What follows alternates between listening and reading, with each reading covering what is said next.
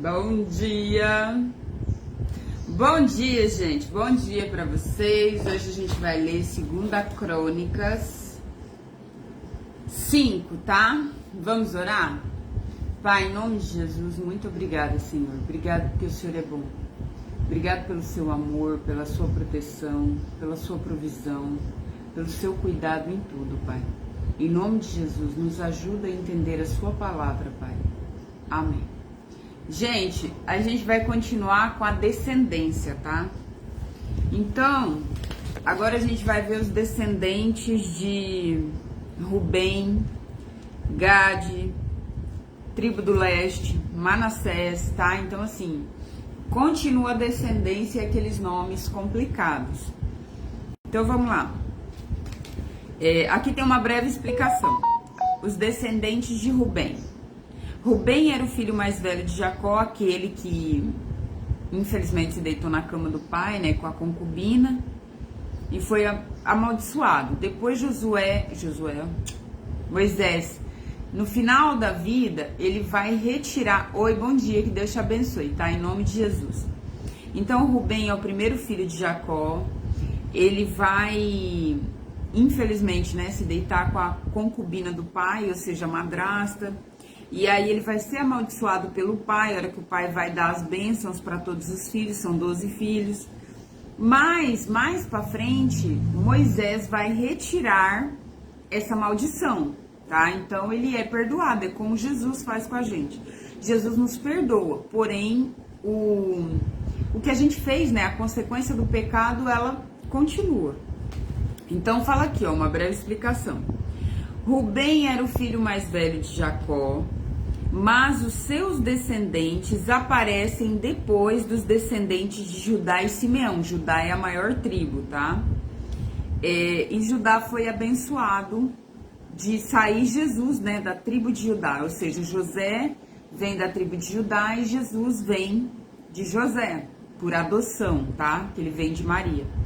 Então, ó... mas os seus descendentes aparecem depois dos descendentes de Judá e de Simeão. Isso porque, como o versículo 1 explica, Rubem havia perdido os direitos que eram dele como filho mais velho, porque ele fez isso. O território da tribo de Rubem ficava do outro lado do Rio Jordão, a nordeste do Mar Morto. Agora eu vou ler muitos nomes, então fica massivo, tá? Então vamos lá. São estes os descendentes de Rubem, o filho mais velho de Jacó. Por ter tido, aqui tá explicando isso, tá? Pode ver na sua Bíblia, 1 Crônicas 5. Por ter tido relações com uma concubina do seu pai, Rubem havia perdido os direitos que era dele como filho mais velho, tá? E isso era um pecado, até hoje, claro, mas era um pecado assim... Você seria até apedrejado, porém, no caso dele, ele não vai ser, porque ele é filho, né? Então, ó, Rubem havia perdido os direitos que eram dele como filho mais velho. Esses direitos foram dados a José do Egito. Foi a tribo de Judá que, de fato, se tornou mais forte, e dela saiu um governador para todas as tribos. Rubem, o filho mais velho de Jacó, foi pai de 4 filhos. Agora fica massivo, tá? Enoque, Palu, Esrom e Carmi. Joel foi pai de Semaias, Semaias foi pai de Gog, Gog foi pai de Simei, Simei foi pai de Mica, Mica foi pai de Reaias, Reaias foi pai de Baal, Baal foi pai de Berá, Berá foi chefe da tribo e foi levado como prisioneiro por Tiglat-Pileser, rei da Assíria. Foram escritos numa lista os nomes dos seguintes chefes de grupo de família da tribo de Rubem: Jeiel, Zacarias, Belá, filho de Azaz e neto de Semá, do grupo da família de Joel. Esse grupo de famílias morava em Aroer, na região que ia para o norte até Nebo e Baal-Meon. Eles tinham grandes rebanhos na região de Gileade e por isso ocuparam a terra na direção leste, até o deserto que termina no rio Eufrates. No tempo do rei Saul, a tribo de Rubem atacou e matou os Zagaritas e ocupou a terra deles na parte de Gileade. A gente fala mesmo, um capítulo muito maçante é Números. Creio que Levítico, porque vai ensinar leis, vai ensinar como os sacerdotes deviam fazer sacrifício. Então é um capítulo muito maçante, tá? Números, Deuteronômios, Levítico, são capítulos assim pesados, tá? Para ler. No seguinte, com número, com regra, com tamanho de coisas, tá? Mas são capítulos que são essenciais para você entender partes da Bíblia. Então a gente não pode pular, tá? Por mais massivo que seja. Então, ó, descendentes de Gade. Gade era filho de Zilpa, escrava de Leia, esposa de Jacó. O território da tribo de Gade, esse cara tinha 4, tá? 4 ou 6? Ele teve, não sei se é 1 ou 2 concubinas da Leia e ainda as concubinas da Raquel. Eu acho que era 4, era uma concubina da Leia e outra de Raquel, eu não lembro, gente, é muito nome. Mas ele tinha as concubinas lá das esposas e as esposas que eram as 2 irmãs. O cara era bom demais. A tribo de Gade morou ao norte da terra da tribo de Rubem e na região de Bassã até Salca, no leste. Joel foi o fundador do principal grupo de famílias e Safã foi o fundador do segundo mais importante grupo de famílias. Janá e Safate foram fundadores de outros grupos de família em Bazã, e outros membros da tribo pertenciam aos seguintes grupos de família: Micael, Mesulã, Seba, Jorais, Jacã, Zia e Eber. É um verdadeiro trava-língua. Eles eram descendentes de Abiail, não é Abigail, é Abiail, filho de Uri, filho de Jaroa, filho de Gileade, filho de Micael, filho de Jessissai, filho de Jado, filho de Bus, Aí, filho de Adiel e neto de Guni, era o chefe desses grupos de família.